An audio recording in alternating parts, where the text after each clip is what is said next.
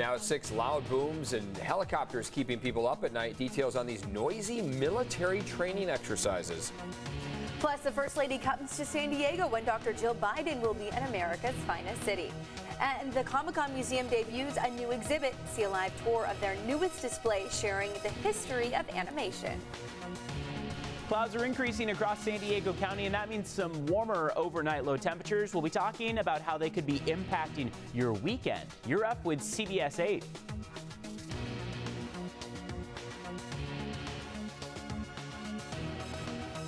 Good morning, everyone. Glad you're with us here on this Friday. I'm Eric Connors. And I'm Dana Marie McNichol, filling in for Netta Arampur. Yep, wearing red here today. CBS 8, a proud partner of the American Heart Association. Today is Go Red Day. We're wearing red to raise awareness about heart disease and strokes in women. That is the #1 killer. So important to check up. No matter what age you are, you never know. Listen to your body to make sure you nip it in the butt before something more serious happens. Absolutely. So help us spread that message by wearing red here today. We want to get to our top story here. If you had a little trouble sleeping overnight because of loud booms, maybe some low-flying helicopters, you are not alone. We had a lot of viewers calling our newsroom to report these issues overnight.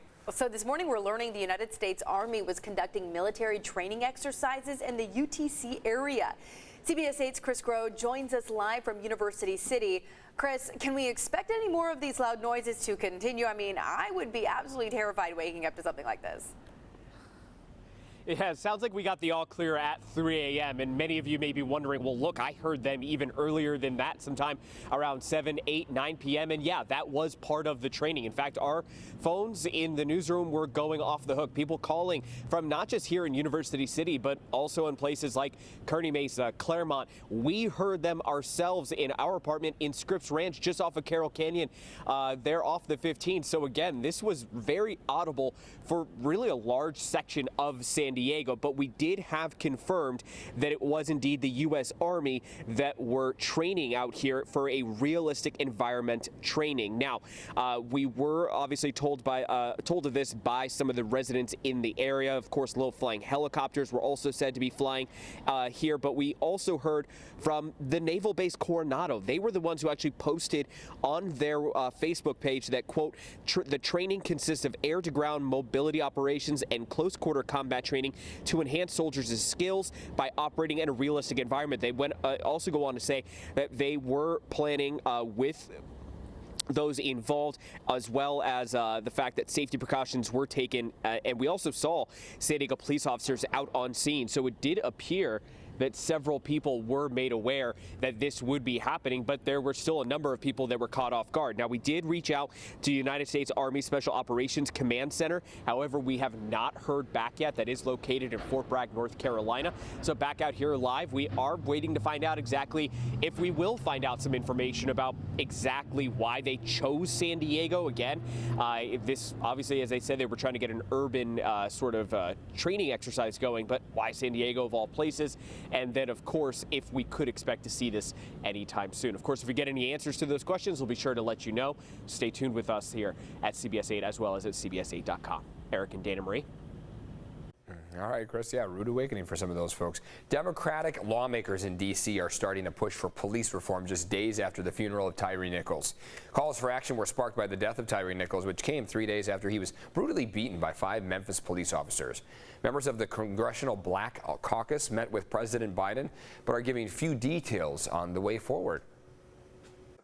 We are committed to meaningful, substantive reforms and a focus on public safety for all communities.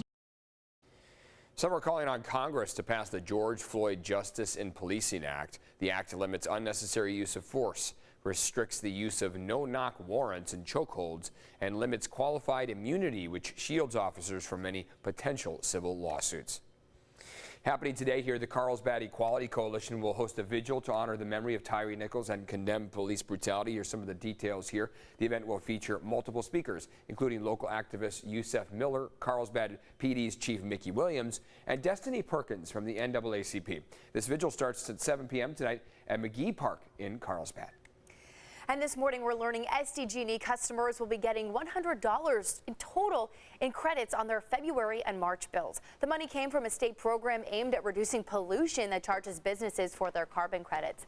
Customers usually see the credits later on in the year, but the CPUC moved some of those credits up to help consumers dealing with the very high bills we saw last month.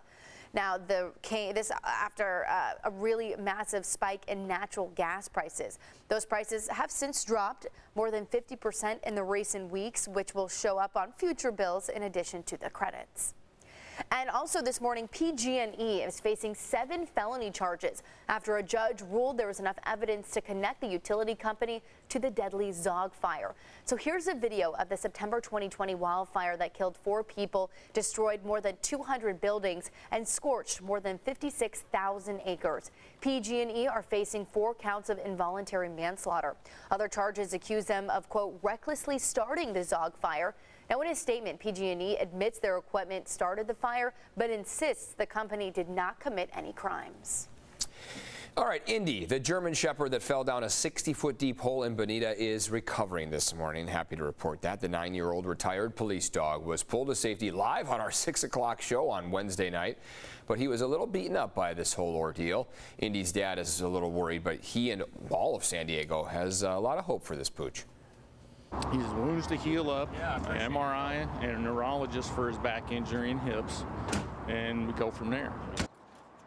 Indy did have to go under surgery and is staying at a local animal hospital. He will need a few more trips to the vet before he's back to his old self.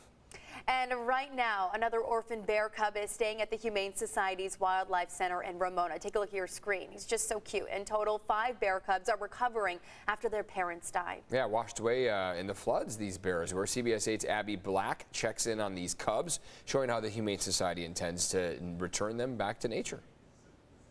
Hannah the pygmy hippo has been here at Project Wildlife for more than 20 years, and she can have as much human contact as her heart desires. But for the cubs, limited human contact is essential to their survival, but we can still get a sneak peek at how they're holding up.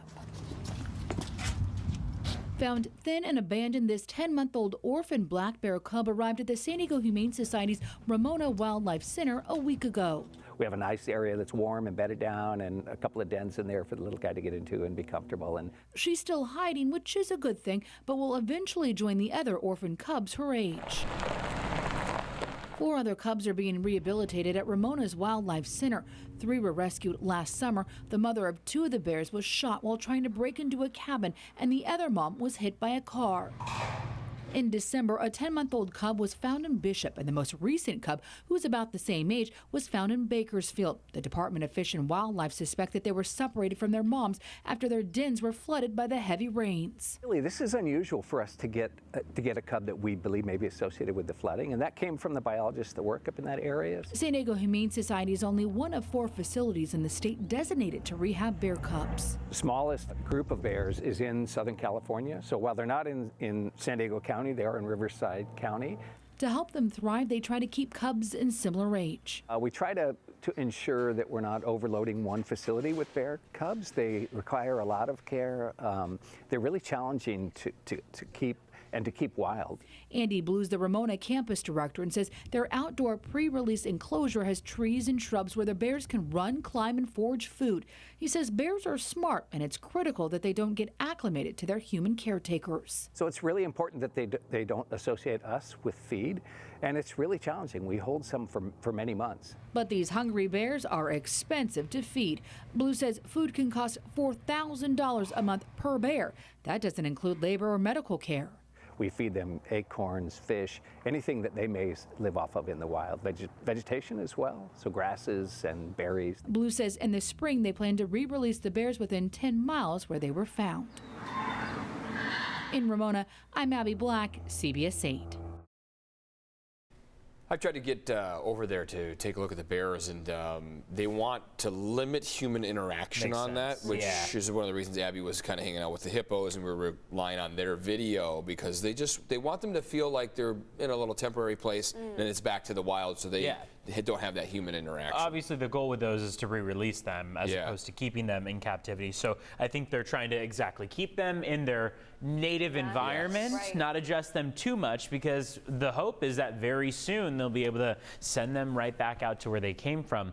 We also keep in mind that when January came through with 5 inches of rain, many other animals weren't able to make their way through their habitats, so they were orphaned, left alone for many reasons. So those facilities get the influx of these animals now, and then also during the spring season when mating season is well underway. Let's take a look at your forecast here on our Friday. Pretty comfortable Friday so far. We are seeing overnight lows in the 40s out there. 48 in San Diego is where we're at right now. 43 in Escondido. When we look at these temperatures, where we are right now compared to where we were 24 hours ago, well, we are mostly seeing that these temperatures are warmer than yesterday. Thursday night moon, yesterday, boy, those clouds came through, cirrus clouds, and they led to some amazing views out there. You got this moon halo. So thank you to Don and Dan for sending these photos in. Cirrus clouds are the reason behind that halo effect and usually denote a change in the weather. We are seeing a change in the weather. We're not seeing all that much of a storm on the horizon, but there is going to be a chance for showers that we encounter for Sunday. Sunday is going to be the main day to watch out for. An increase in rain for San Diego County, 20 to 30% chance of rain in the forecast. Cloud cover increases, a breeze really picks up from the west, and then we'll see all those showers really taper off by about 4 and 5 p.m. All we're expecting is maybe a light drizzle all the way to maybe 1/10 of an inch as our max in terms of your coastline and inland valley totals that we could see. Afternoon highs today are comfortable, 60s and 70s out there, very comfortable, warmer than yesterday in fact, and we'll keep that warm up going into tomorrow for many of our valleys. By the time we get into Sunday, temperatures drop as that low makes its way in and we usher in that increase in clouds and chance for showers. And then for next week, we're actually looking pretty comfortable out there. Those temperatures warm up once again, at least briefly for Monday and Tuesday. We'll watch out for that chance of showers over the mountains, but next week is in general a very dry week ahead, so looks pretty comfortable as we go into the day. Let's take a look at traffic as we start off the morning. So far things are light out there. We are taking you, however, to a crash that popped up in the Valley Center area. This is on Colgrade Road at County Route S6. That's Valley Center Road there. So intersection of Colgrade and Valley Center. No major delays in the area. Just want to let you know that that is where that crash popped up earlier this morning. Back to you. All right, thanks, Evan. Coming up, some parents in Alpine are frustrated after they caught a man peeping in their child's bedroom. They said nothing's being done about it. And a former La Jolla restaurant owner going back to court set for a resentencing after he was convicted of several sexual assaults. And we have a legal expert weighing in on this. And San Diego City Attorney advocates for more gun violence restraining orders. Hear her message on preventing mass shootings here.